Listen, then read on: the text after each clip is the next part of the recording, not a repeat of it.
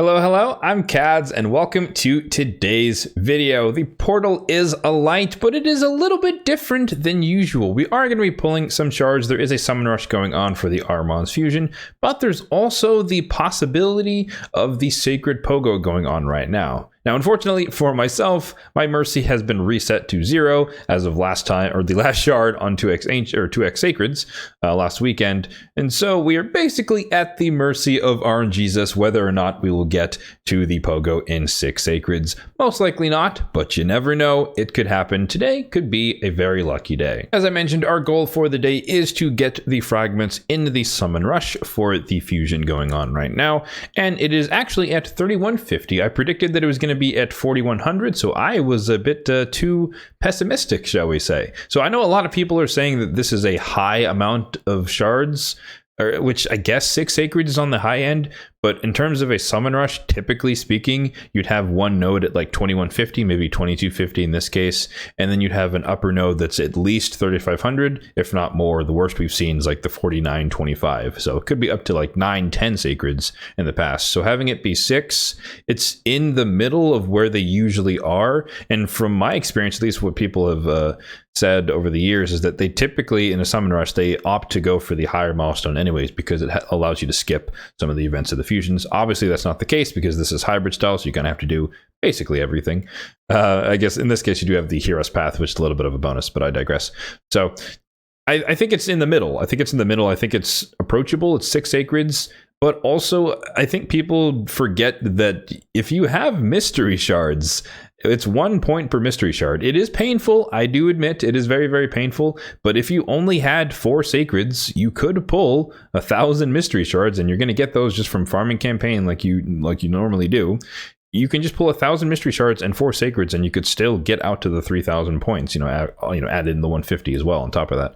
Or you could also dip into like primals. You can pull voids if you really wanted to. It's not the best time for that because the Pogo was on ancients yesterday or earlier today, and then sacreds right now. But nonetheless, that is still a general way to get some points. But in our case, we are going to be pulling exclusively sacred shards, and I am going to be pulling 6 out of my stack, and I will finish the rest of the 150 or whatever with mystery shards because there is a champion training tournament going on right now, and so I will definitely pull the rest during champion training. So when it comes to the shard count at the moment, we have 608 on the ancients, 194 on the voids, 37 on the primals, and then 53 on the sacreds, which we will be dipping into today. I did purposely wait until now because I did want the Pogo live before I pulled my shards, and then we also have the progressive chance event going on right now with all of these lovely revivers. And I know a lot of people, if they don't have a Duchess, would probably be picking Duchess here. If you missed out on some of the previous fusions here, Ancora, Pythion, Uko, and you happen to have Duchess, then you could probably pick one of those. In my case,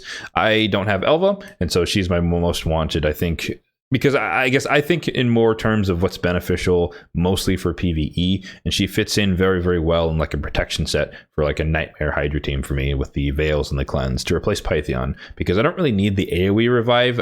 People usually don't die in aggregate in that comp, and just having the extra passive Veil is going to be very, very handy on top of her healing passive. So that's why I picked that for myself, and then Epic doesn't really matter. I have all 3, so Ugo is going to be our choice for the day. I mentioned my Mercy status earlier, but it is standard to show you guys my Mercy tracker. If you want a copy of this, it will be linked in the description box down below, and confirming here that we are at 0. So we can pull 6 and see what happens, but no guarantees on hitting the Pogo. We're not going to be able to trip or guarantee that we trip Mercy, which is the ideal situation to be in. If we do happen to get super lucky and get a legendary, obviously I wouldn't mind Elva from the progressive chance events, but my top most wanted champions are Valkyrie, Poison Exploder, and a Bad El Khazar. And then of course we're still looking for Lady Mikage epics here, so any ones that I don't have, because I just am hoping to get her sometime this year. Fingers crossed. We have 9 months to go, and I've just barely made a dent as far as getting champions. I think this year I've pulled like 1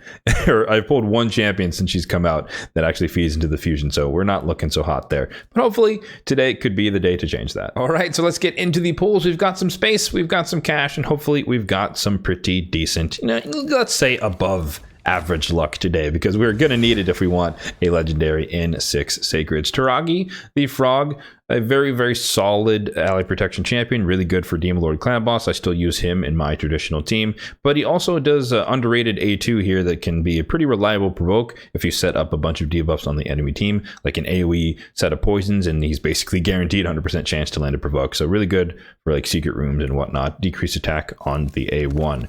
Great in faction wars as well. If you don't have a reviver, you can use ally protection to kind of protect yourself or protect your team from the ignore defense red boss. Delver, I think she's gotten buffs over the years, and she does have like decreased defense and weaken on a single target, and then she gives herself increased attack, and then she can place 75% chance of placing AoE decreased defense, but you know, you want 100% chance, you don't want 75% chance, so still not the best in my opinion.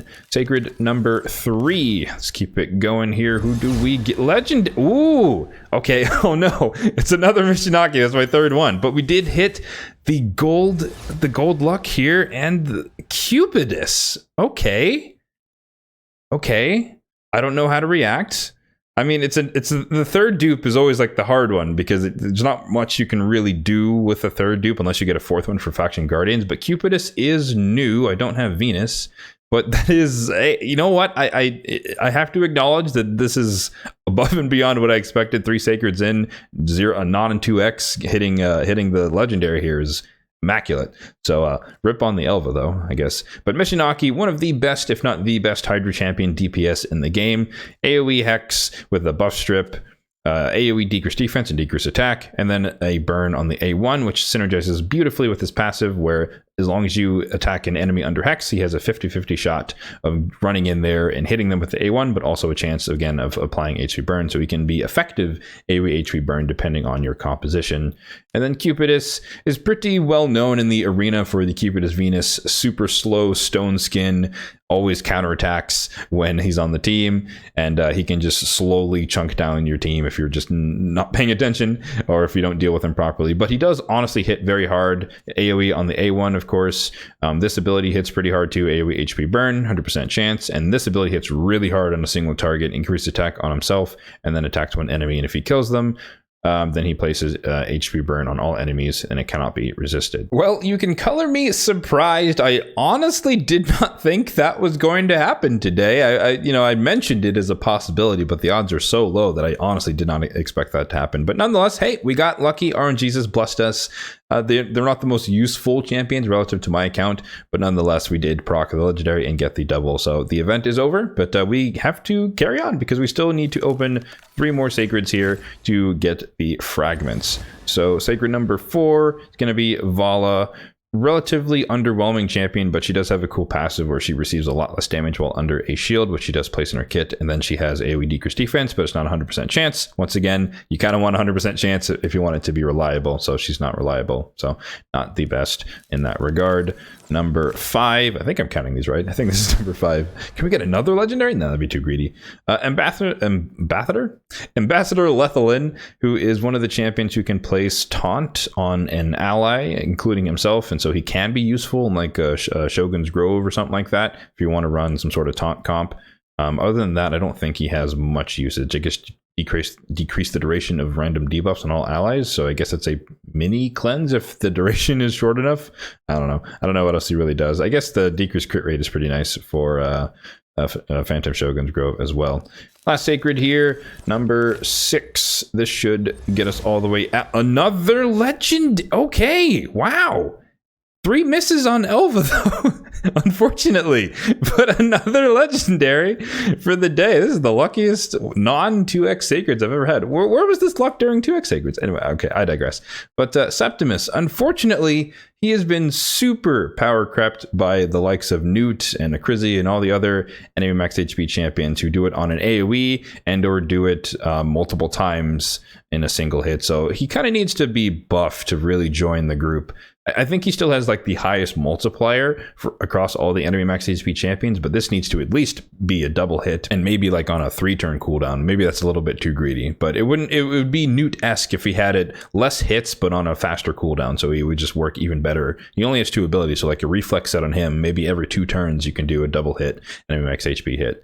And he's attack based, so you have to do something to keep him alive. Extra turn on the A1 if he kills an enemy, so he can be one of those fun champions who can just start A1ing and popping a bunch of weak waves. But yeah, Septimus, he's also new on my account. Don't really have use for him, but you know, maybe there'll be some like Cursed City boss where it's just nice to have enemy max HP damage and he can come in to that.